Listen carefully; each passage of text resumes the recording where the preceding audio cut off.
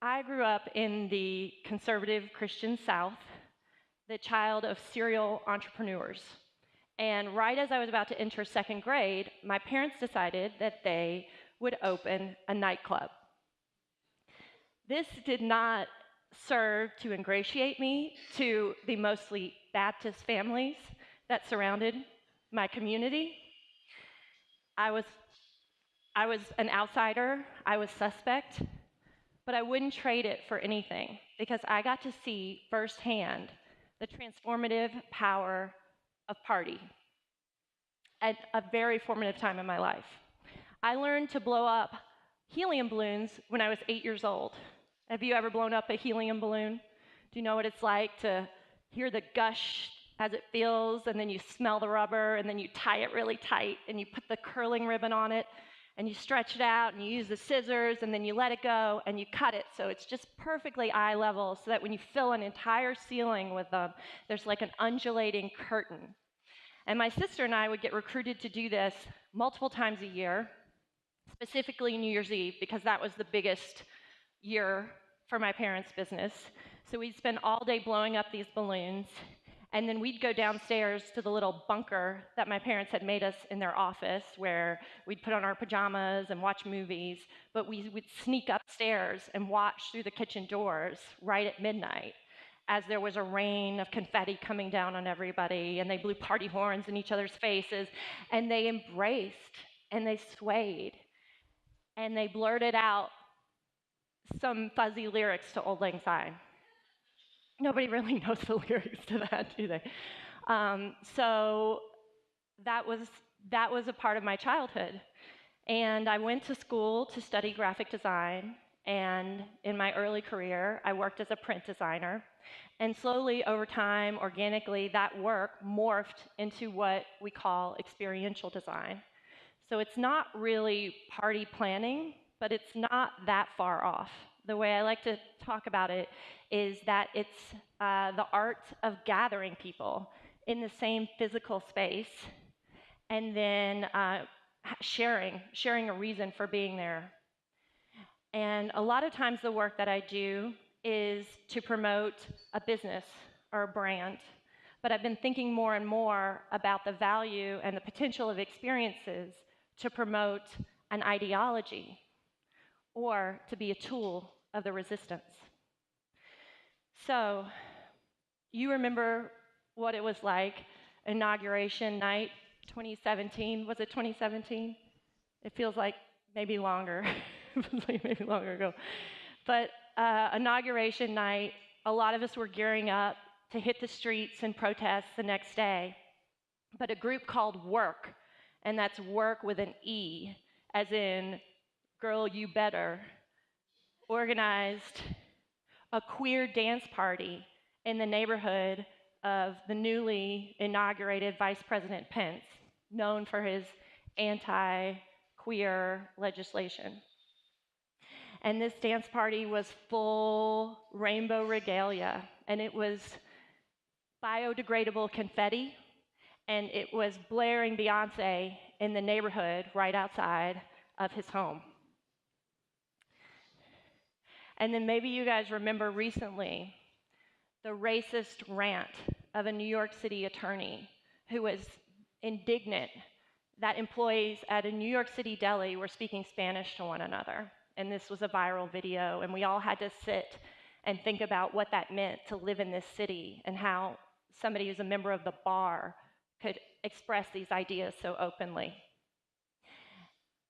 And a group, within hours, formed the idea that they would have a party, and the party was a giant school bus that was painted bright colors, and it came in with a full mariachi band, and they got out and they played, and there was taco trucks, and there was salsa dancing, and the party had a really catchy title, if I can get this right. It is Latin Dance Party at Racist Lawyer Aaron Schlossberg's Manhattan apartment. I did not get to go to either one of these events, but I watched a lot of video and a lot of photographs on the internet as these things unfolded. And the thing that was common was the joy on people's faces as they had this opportunity to change something that was frustrating and painful and anxiety producing into something meaningful and positive. Just going to check where I am in my talk right now. So, one woman who did make a video that I watched online of the Latin dance party, her name is Sandy Bacon, and she actually, I wrote her and I said, I really love your videos that you made of this, and she actually called me on the phone and I got to talk to her, and it turned out that she's a 74-year-old activist.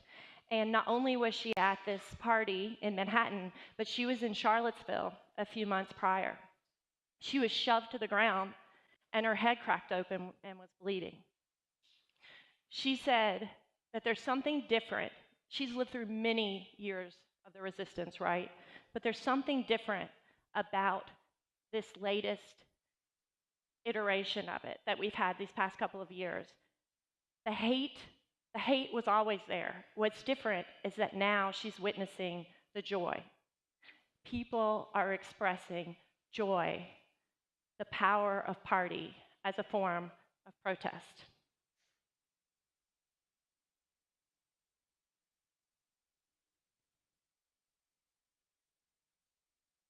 This is hard.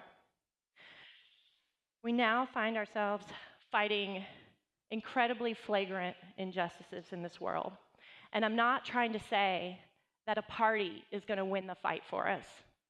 We need strategy and we need organization.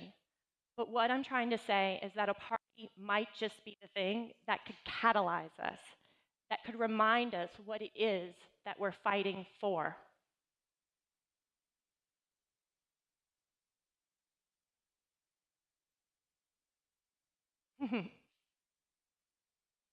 Some of us are party people. You might know this about yourself, that your super secret hero power is to welcome people in, to make them feel seen and acknowledged and comfortable dancing and being silly and singing at the top of our lungs.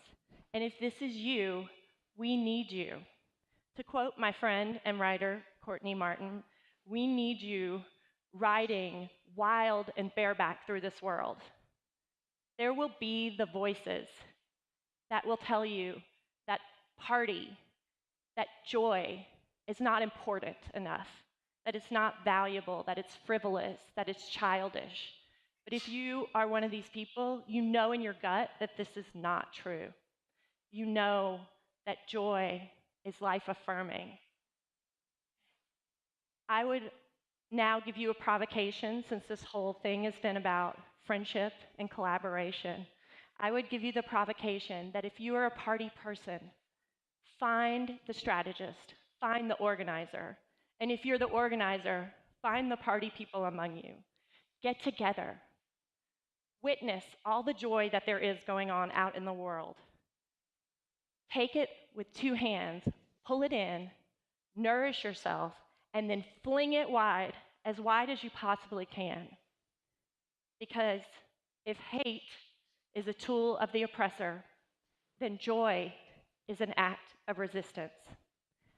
And the most certain roadmap I know to tapping into joy is a party. Thank you very much.